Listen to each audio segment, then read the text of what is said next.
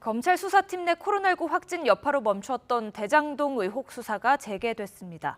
핵심 피의자들이 다시 소환 조사를 받았는데요.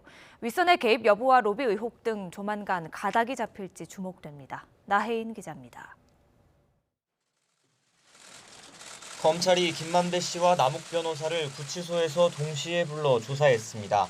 지난 4일 새벽 구속영장이 발부된 뒤 처음입니다.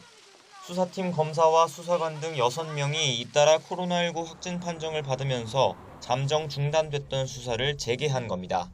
접촉자 검사 결과 다행히 추가 확진자는 나오지 않았습니다.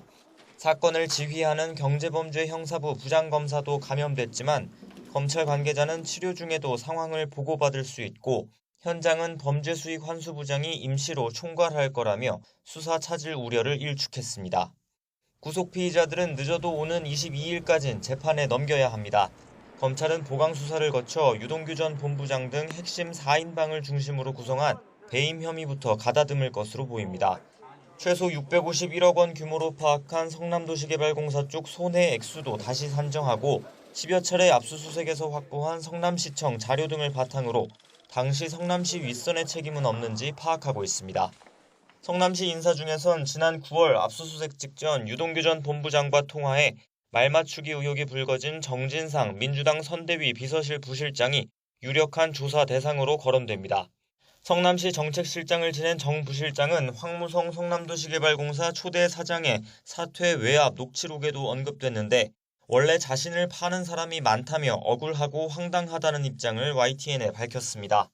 대장동 사업 설계는 모르는 일이고 유동규 전 본부장 통화에서도 수사에 충실히 임하라고 했을 뿐이라며 말맞추기 의혹에 선을 그었습니다. 다만 정 부실장은 당시 통화 사실을 이재명 후보에게 따로 보고하진 않았다고 밝혀 나중에 들어서 알았다던 이 후보의 말과 엇박자를 냈습니다.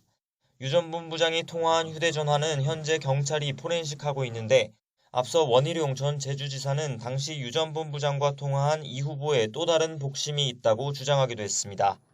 잠시 헛돌던 검찰 수사가 재개되면서 윗선 관여 여부를 가리는 수사와 함께 곽상도 의원을 비롯한 정관계 로비 의혹 수사 역시 이번 주에는 속도를 낼 거라는 전망이 나옵니다. YTN 나혜인입니다.